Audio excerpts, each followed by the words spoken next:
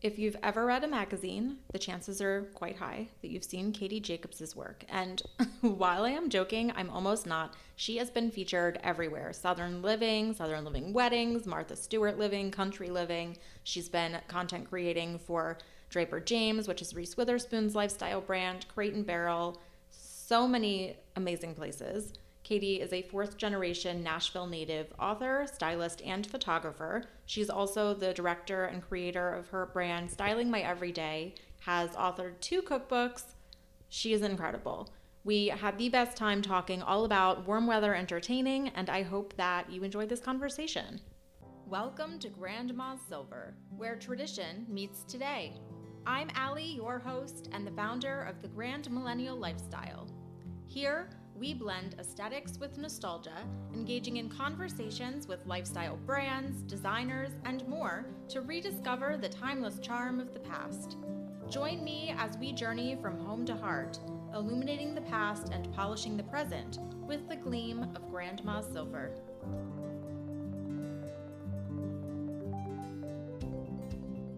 All right, well, hello, Katie. Good morning. Good morning. I am so excited to chat with you because I feel like you wouldn't know it maybe today, but the weather is starting to try and warm up and spring is here and it just feels like kind of that excitement is in the air. I always feel like sort of around, Easter and things are blooming and people are getting excited to get outside and gather again. So I felt like this was a very timely conversation for us to be having. Just tell us a little bit about you, your background, what you've been up to. Yes, now I'm with you. I'm totally on the spring train. And here in So Nashville, excited. we get So like excited. this fake spring where it Yep. is warm and then it's cold again. And then it's Yep. warm and then it's cold again. So, Yep. I'm in the Philadelphia suburbs. So we kind of have very similar, we call it like fake spring, the third fake spring. And then there's frost and then it's, we never know. I know. And I'm like busting to plant our vegetable garden. So I'm like going by the dates in the Farmer's Almanac and listening to the weather. And I think I'm just going to plant it this weekend and cover it if any more frosts come. But I'm with you. I'm like jumping the gun. I'm ready for some warmer weather. I'm very excited. Very excited. But I'm Katie Jacobs. I am a fourth generation, questionably fifth generation Nashvilleian. So we've been here a really long time. My uncle said born, bred, dead Nashvilleian. So we'll never thought about moving. We just love it here. My husband's from here.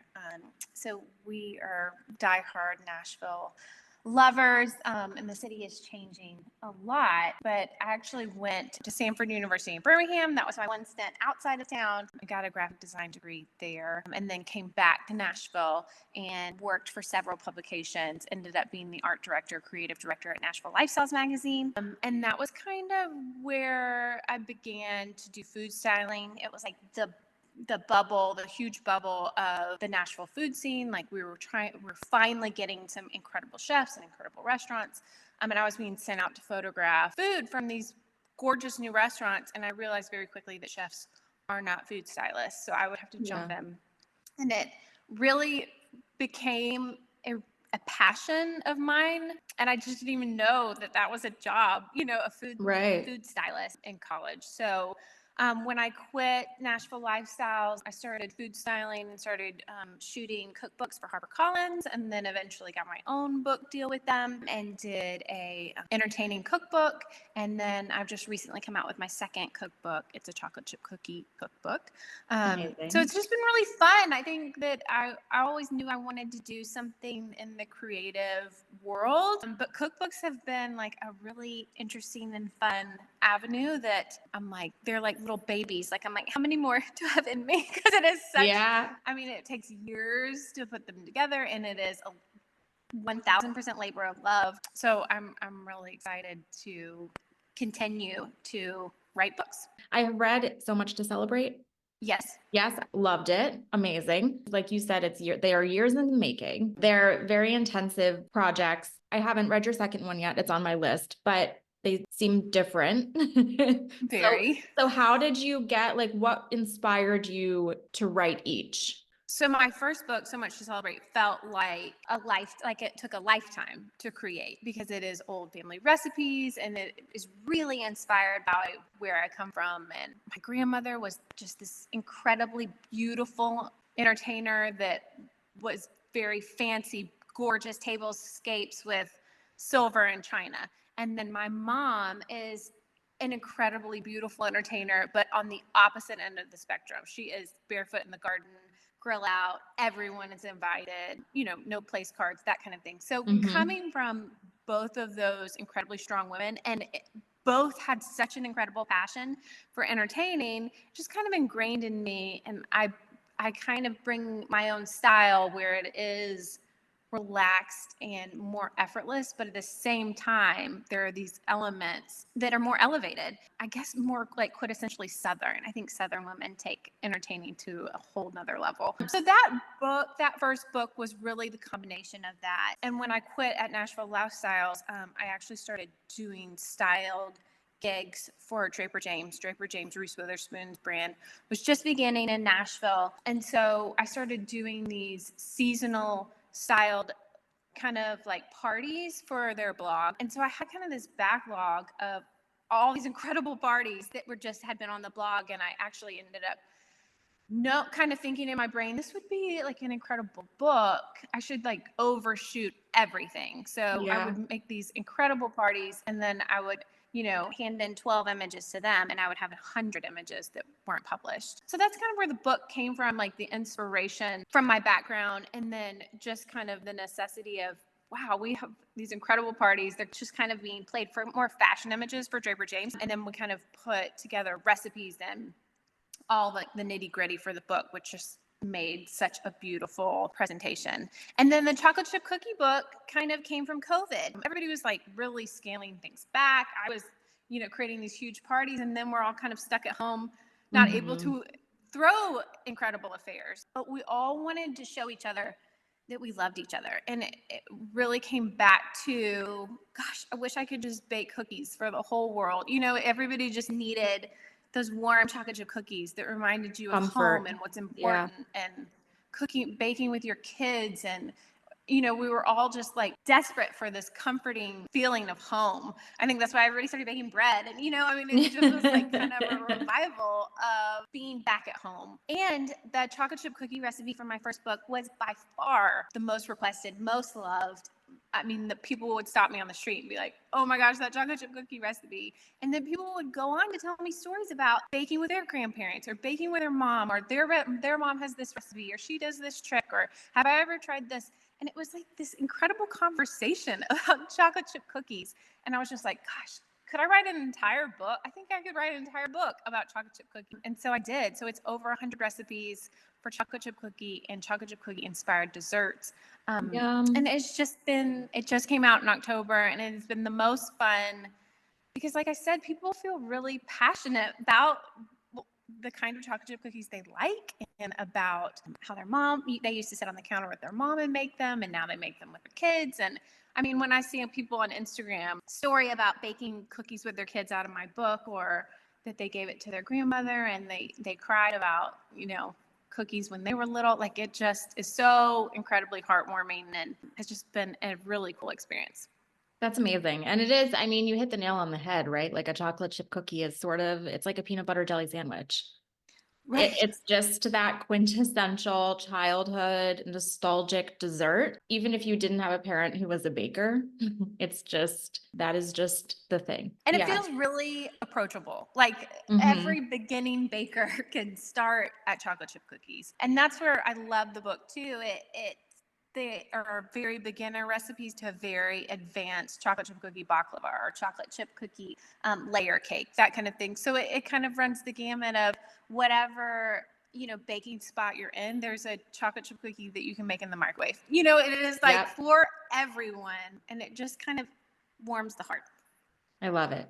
Let's go back to, you mentioned that you sort of come from these Southern entertaining women, two ends of the spectrum. One is a little more probably old school Southern, a little more of the traditional hostess entertaining. The other is a little more casual, come as you are, the more the merrier.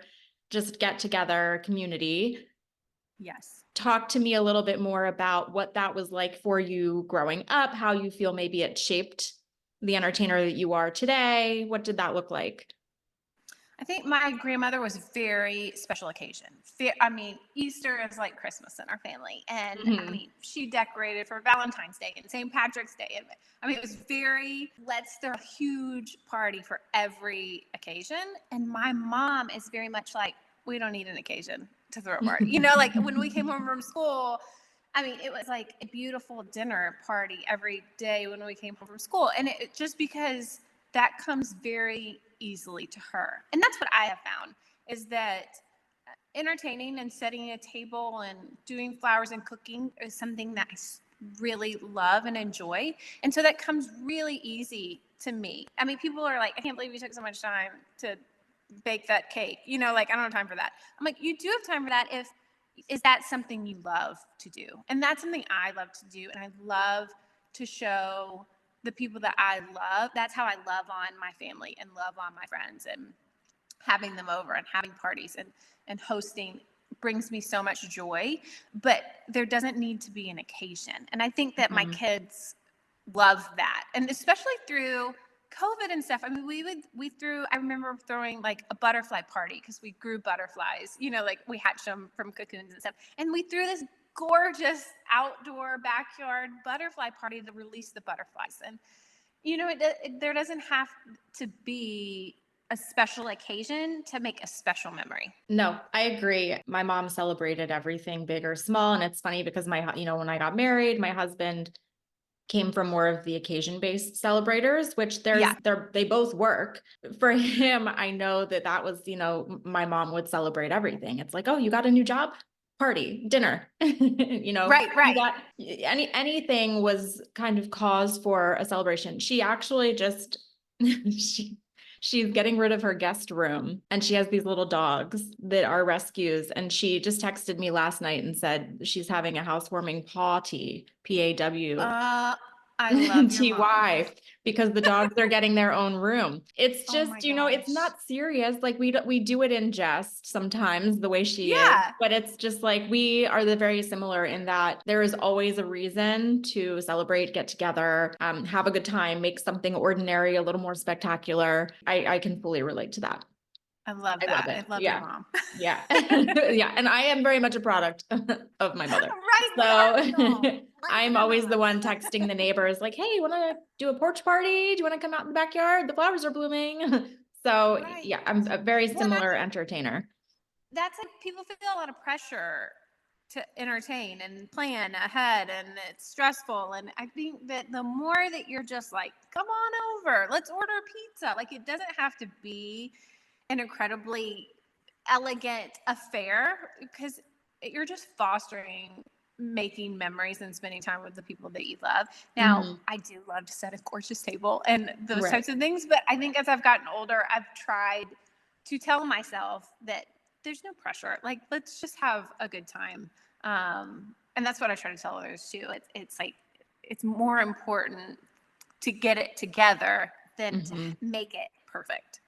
Agreed. Agreed. And I'll talk about that in a minute. I want to quickly ask you about the cookbook side of the cookbook, right? Because one thing we haven't talked about is where you learned to cook, when you fell in love with recipes and cooking. What did that stem from? Just being around like an entertainment environment frequently, or how did that develop? So literally everyone in my family cooks. My Okay. mom, my dad, my brother, my sister, my grandparents. I mean, so everybody but my husband. And maybe Well, he rightfully doesn't need so. to now because he's surrounded. Right. I don't want him in the kitchen. Like, yeah, Yep, I'm the I'll same just way. I'm love the same myself. way. That is my zone. So anytime we get together, it is like a food throwdown. I mean, we take it very seriously. We all bring dishes, and it is a competition of who brought the best. I mean, we're very serious about food.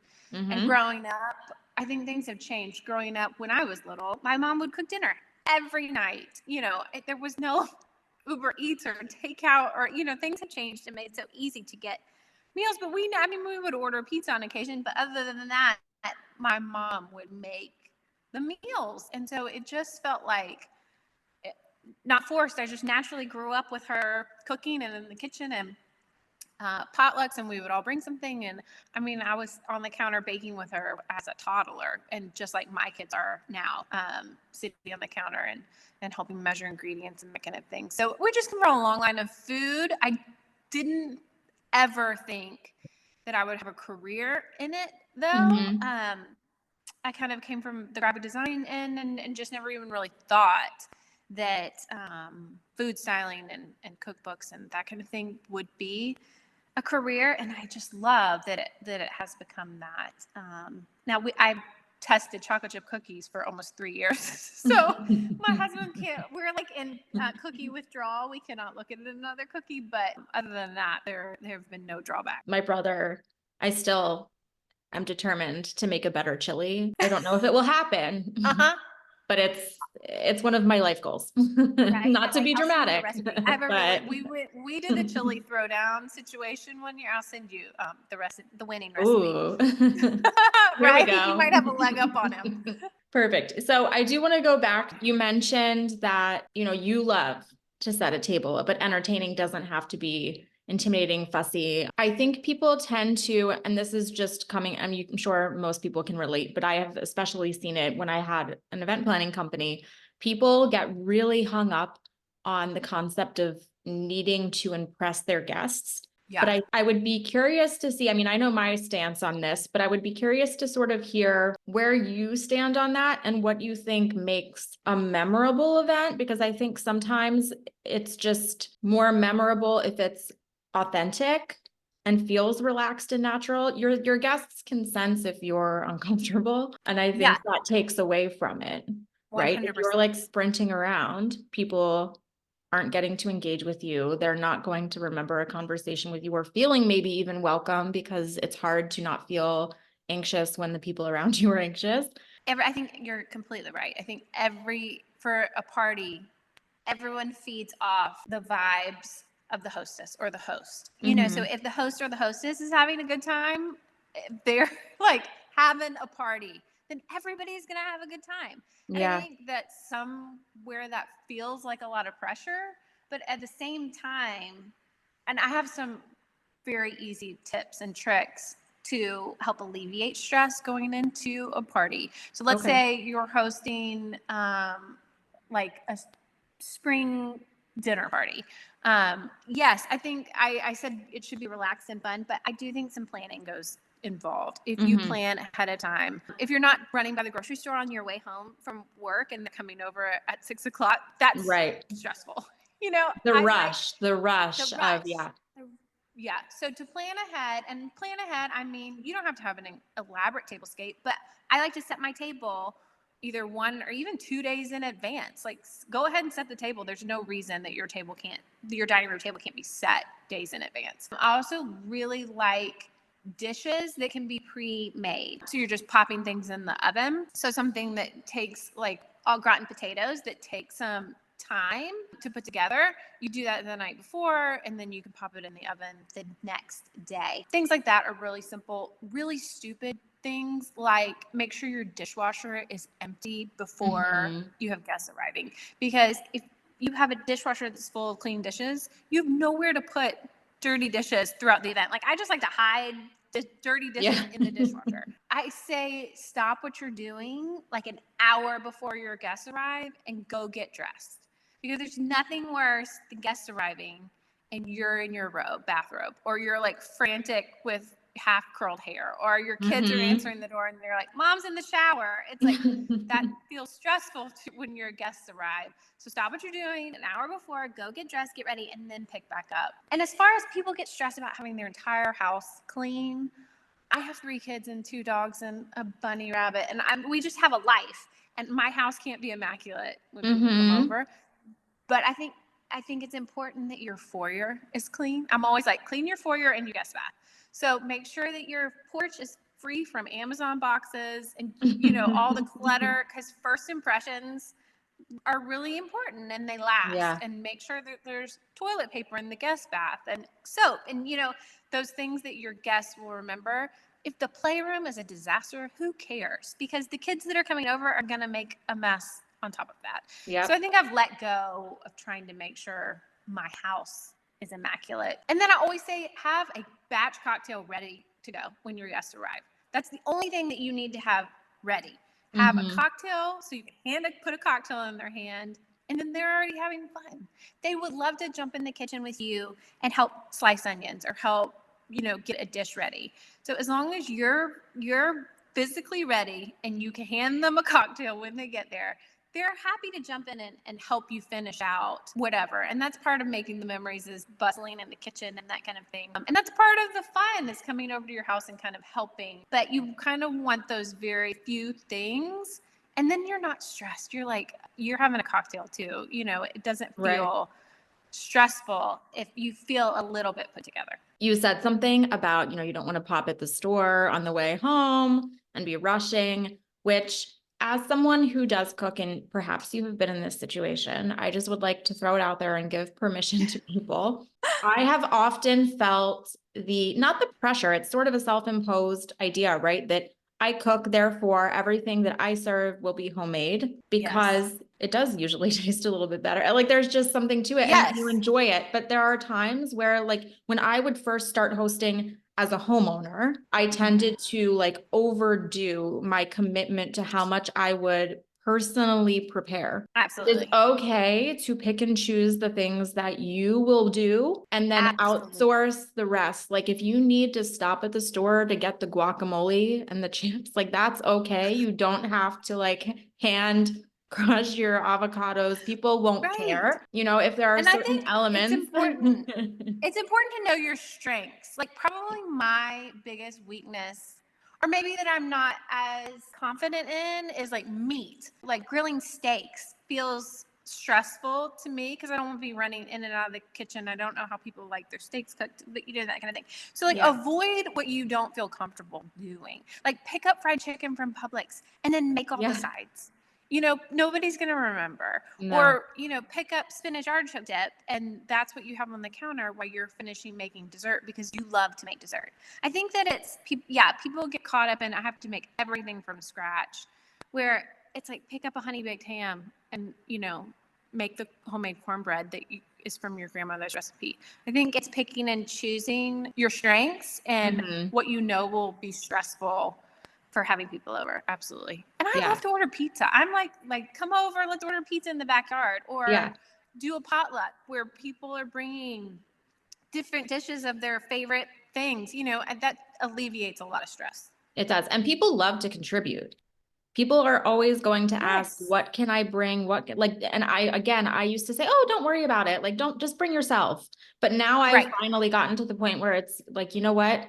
I know everyone's going to go through the white wine. So if you could bring a white wine, that would be great. Or bring some ice. Bring some ice. That's always a great one. If you need something to bring to a party, bring ice when the weather is warm, even if people tell you not to bring something, because they will appreciate it. They will use it. And I love to cook. So when I'm invited somewhere, don't bring anything. I'm like, really? I know. I've been saving this recipe for your party, though.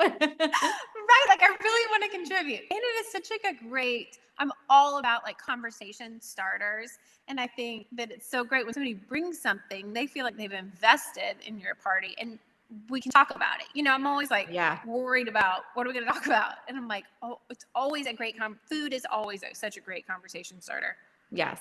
Now let's talk about presentation, because this goes into, even if you are someone who doesn't cook anything and you have store-bought the entire meal, which honestly, good for you, because you're probably having a better time than any of us.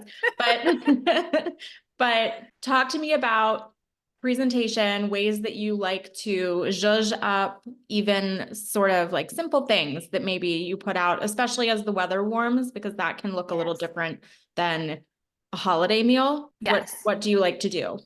I always find one point of inspiration. That could be a color, a certain flower that I'm loving right now. A certain cuisine could, Mexican night, you could go off of that, or a certain holiday. I mean, it's just start with one very simple item, and it could be an item. Like I have done an entire tablescape off of like little furry baby chicks, for Easter. Like I love these chicks. I should do a whole table about these chicks, or carrots in a vase or something. It doesn't have to be plates or dishes. Think beyond that. Something that inspires you, that could inspire a tablescape, especially with what's seasonal. I think seasonal all the time. So fall, of course, pumpkin, burlap, that kind of thing. Right now we're in spring, so citrus and flowers and blooming branches, or even potted plants and herbs. Like what's going on right now, what's inspiring me, and then use that as a jumping off point for a tablescape. And I always like to bring DIY elements because I enjoy doing DIY. I have lots of friends that don't. And so I'm like, that's where I'm like, know your strengths and know what you enjoy. Don't try to do a whole DIY situation if you don't enjoy that. That's a lot of pressure. Right. To try to put something together. And people will read if you've put love into a tablescape. So I like a DIY element. I have white dishes that's what I use for every tablescape, because I'm not buying new dishes for a table. We can't buy new dishes. I even use it for Christmas. I just have white everyday dishes, and that's what I use. But I love bringing like pops of color through a tablecloth, or I have lots of 1 billion napkins. And, I think you can think beyond just the dishes, and think beyond sometimes a tablecloth is expensive. So I just did an Easter tablescape where I just watercolor washed a table runner on watercolor paper. And so it was really a beautiful conversation starter element that was $10, the paper, and my kids helped me watercolor it. So it was a fun craft project. It ended up being really elegant, and it was really inexpensive, but it was just kind of a fun pop of color that added a lot of interest to the table. That goes for flowers too. I don't think that you have to have a fussy, over the top flower arrangement. I think buttercups in individual vases down the center of your table is so beautiful, or just white hydrangeas in the middle of the summer for the 4th of July. Or like I said, potted herbs that you can plant in your garden after the party. I think beyond having to have this gorgeous floral arrangement, or just do tapered candles down and forget flowers altogether. And I don't think there's any set rhyme or reason. I think that guests are just so appreciative when they see that you've put some thought and creativity into the party. Okay, if you're doing something a little more casual, like a barbecue, or something that is like a paper plate buffet kind of gathering, what are some ways to still intentionally curate or intentionally design some element? What elements then do you like to focus on when the tablescape isn't necessarily the focal point? Sometimes the atmosphere can overtake the tablescape. I mean, if you're in your backyard, right? My backyard is gorgeous when the sun sets, and I love having the kids out there and setting up bocce ball or cornhole, and then I have a collection of antique quilts and just throwing quilts out in the yard for people to sit on.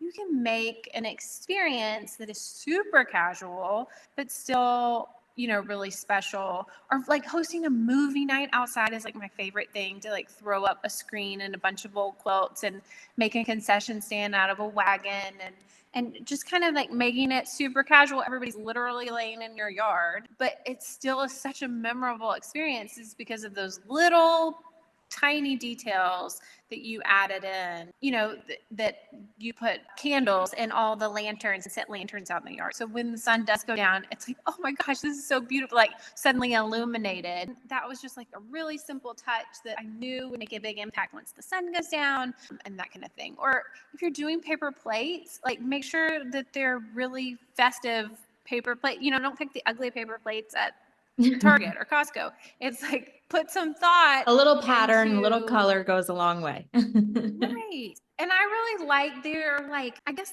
French fry containers. It's more like a basket than Oh yeah, a plate. the little, Or I know what you're talking about, the hot dog. Yes. Yeah.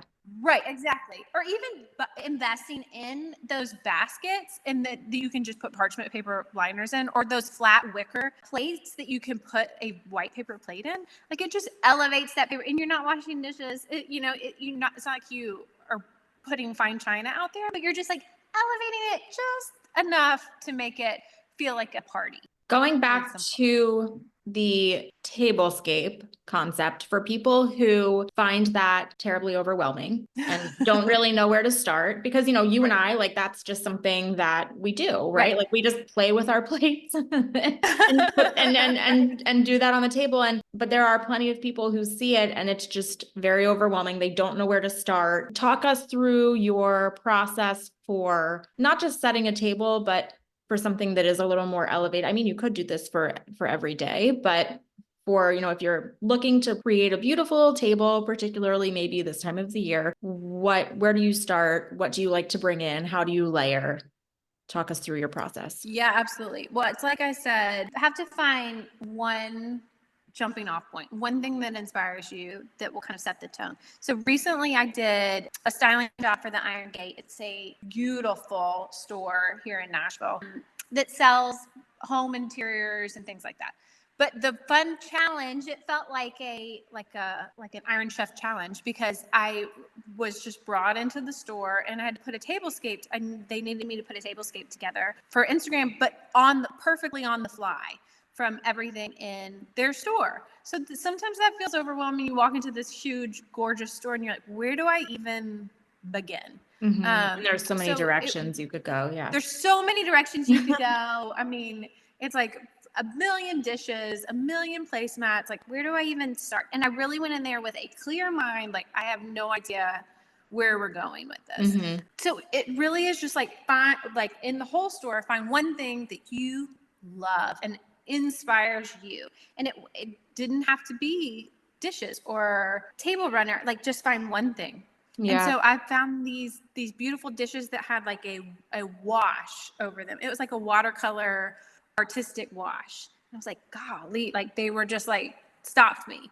And I was like, well, what if we did? And that's where I did the table runner with the wash. Like, I'm like, what if I painted a table runner that kind of mimicked the wash of these plates? And then I was just trying placemats with the plates, and we found like this perfect butter yellow placemat. And I was like, God, I've been like wanting a yellow moment right now. So then that was the jumping off point for like the color. So these plates were white and gray, and then it was just like this perfect butter yellow. And then I was looking around the store, I was like, oh, they have like bunnies that were just perfectly butter yellow. And Amazing. So I was like, let me pull these bunnies and the little baby chicks. And of course it became an Easter table. And then they had these yellow candlesticks with these beautiful gray tapers. And then what if I did like an arrangement in butter yellow? So that's just kind of how it like builds and builds and builds. I think it's just one thing. And when you're at home, do that at home. What do I want this tablescape to be? What do I have? Oh, my fern. The fern in my kitchen is looking really beautiful lately. What if I did ferns down the table? Like, what if I did like several potted ferns, and then I did place cards, like kind of coming from pieces of fern, and then what if we did like a wood element that kind of went, it just kind of like grows organically from that one thing. I just encourage everybody to like pick one thing. Like if you have your grandmother's wooden swan and you love it, put it in the center of the table. Just kind of pick one thing and kind of like build and build and build and feel inspired from that. I mean, even one item. And that raises such a good point too, right? Because you mentioned, like your grandmother's swan, the fern in your kitchen. I think people tend to forget that they can shop their house. Like a lot of people will say, I don't have a centerpiece. You have a house full of potential centerpieces. It doesn't need to necessarily be a vase full of flowers. It doesn't need to be a beautiful garland like you're seeing on Pinterest, going down the table for a wedding reception. Yeah. It could be as simple as going, like, shop your home for ideas. Sometimes I repurpose like fabrics that they're not table linens, but you can repurpose fabrics, texture, color, fold things certain ways. No one will know.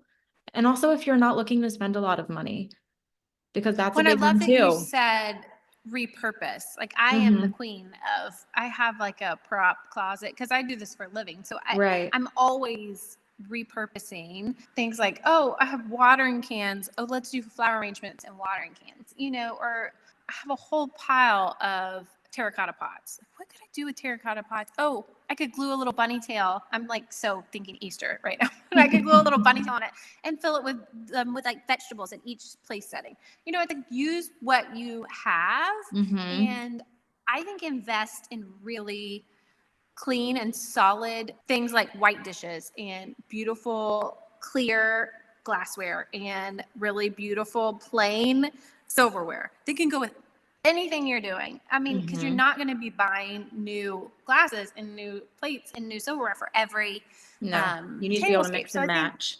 Right. Like black silverware is really on trend, or gold or copper, which is so great to have maybe like a really inexpensive or cheap set of those if you're wanting to do like a really cool Halloween table or something. But in your finer items, invest in those classic pieces that will go with everything. Agreed. Understanding we are going into warmer weather, and if people need sort of some, not even necessarily generic, but good starting off points for things that they might have lying around, like the terracotta pots. You mentioned potted herbs. People forget that those can be just as beautiful on a table as a gorgeous over-the-top floral arrangement. Oh, yeah. They can also be a little more of a conversation starter. I have put herbs out and people are like, a lot of my friends are, smelling them, pinching little pieces off, asking if I grew them myself. Sometimes the unexpected things create the best conversations, and it just gets the ball rolling that way. Cause you also mentioned before, right? Of like, oh, what are we going to talk about? How will this go? So what are some things this time of the year? I know your starting point tends to just be inspired by a lot of different things and probably day to day. For maybe the average person who is just, this is super not their level of comfort, what are some ideas for warmer weather that you like to, just like your go-tos? I think really lighter, easier food. If we're, kind of talking about food, we talked about grilling out. And I think having part of your party outside is everybody's kind of wanting to be outdoors, but the weather, like we said, is crazy right now. You can't tell if it's cold or hot or raining or what is going to happen. You need a contingency plan. Right. Well, if you're having friends over, like we have a huge, gorgeous vegetable garden. Start the party out in the garden, like cocktails in the garden. Like when people arrive, we're like, we're going to go out to we want y'all to see our garden and take cocktails out there. And then the remainder of your party, you kind of set the tone. Like everybody's kind of talking about your garden and asking you questions. And, oh, you have a garden? I would love to know what was going on with yours. If that's becomes a part of the party. So I think you should either start outside and then move inside for dinner, or start with cocktails in your kitchen. Like if you're still cooking but you're going to be grilling out, it's like start everybody in the kitchen, cocktails, and then have everybody help carry plates outside and then eat outside. Or if it's chilly, eat indoors, and then, have like a little bonfire dessert situation outside. Like I think it's fun to kind of move the group throughout. It creates different interests than if you're just sitting at your dining room table for 3 hours. It just is kind of exhausting.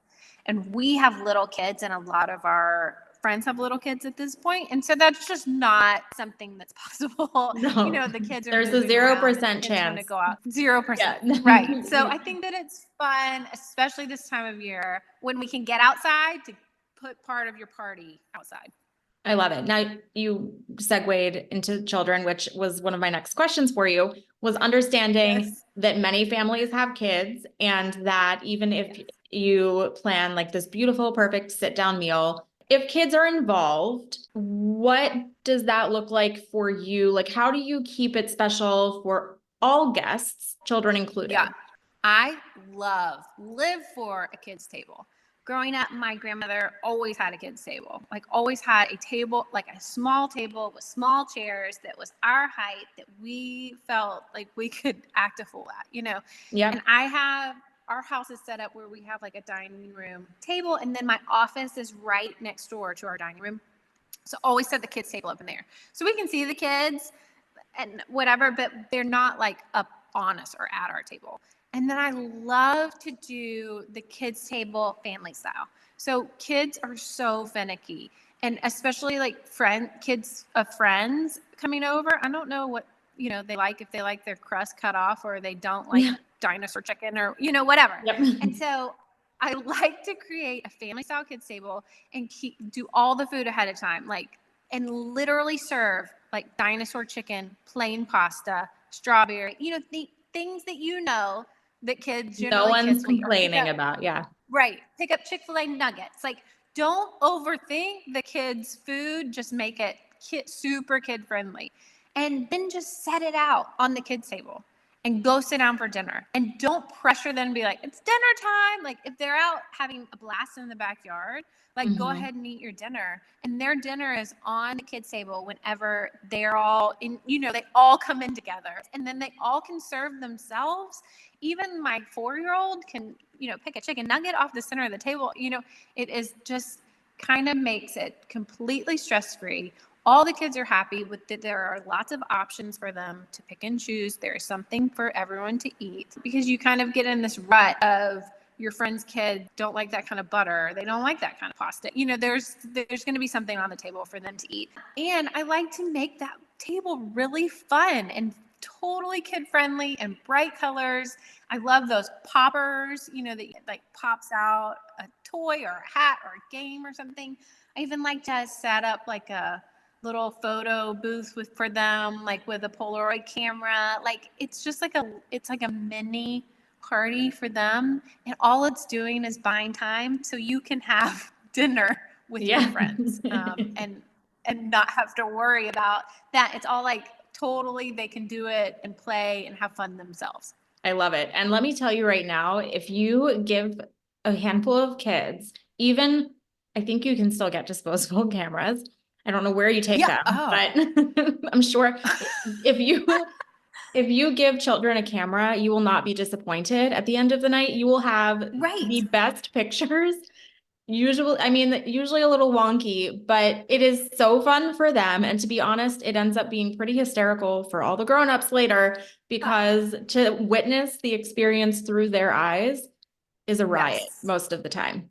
Our kids like live for a slip and slide. Like, let's put up a slip and slide. And it's always so funny. Like, when we do a slip and slide with our friend, like, it's always like, let's do dinner and then we'll do a slip and slide, when the parents have cocktails.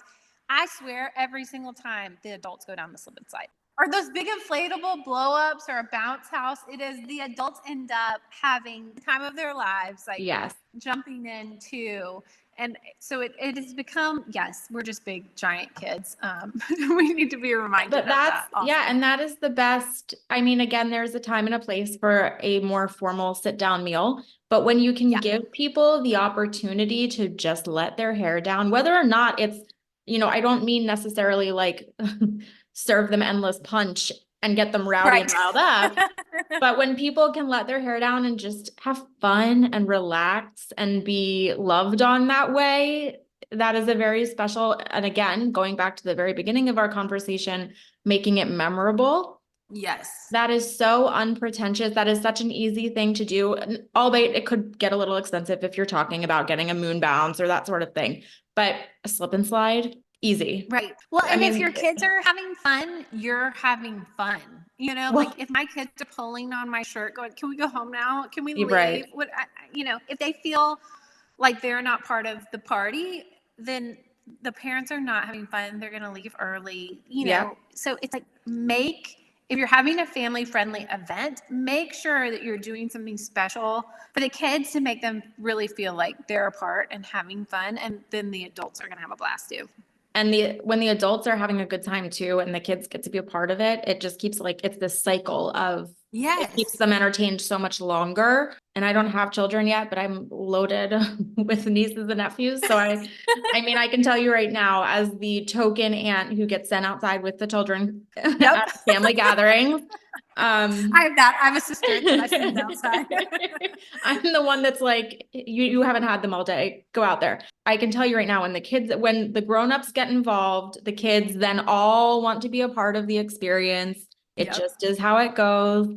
And then everyone's having a good time. It truly is family friendly. It's not this separated, okay, here's the kid activity out here. Here's where all the grownups are, because inevitably there is that kid or two that is like, okay, I want my mom and dad now. So Right. to be able to weave that together is a really smart, genius. Well, and I like having an activity for the kids. Then the Mm-hmm. kids aren't roaming your house. You know, I feel like if you don't have them like focused in on something, renting a bounce house is so, I would rather pay money to do that than the kids destroy my home. You know, they're like Mm-hmm. wandering through all the rooms. I learned Unsolicited very fort early. making. Yeah. And the other part of that too is that if you don't want kids in certain areas of your homes to kind of create boundaries and barriers that way, or Yeah. like close certain doors, or because with an adult, most adults won't just like wander to your second floor.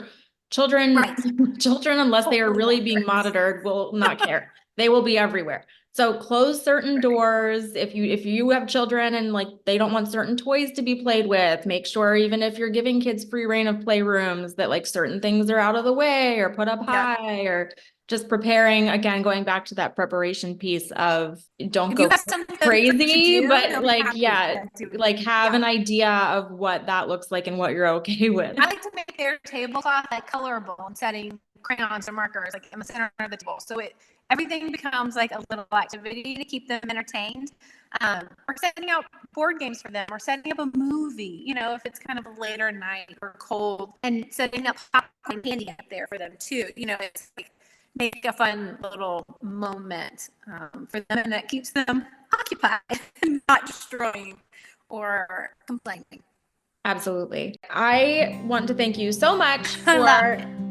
agreeing to do this, to be here, because this was such a fun conversation. Thank you for being here. Thank you, Allie.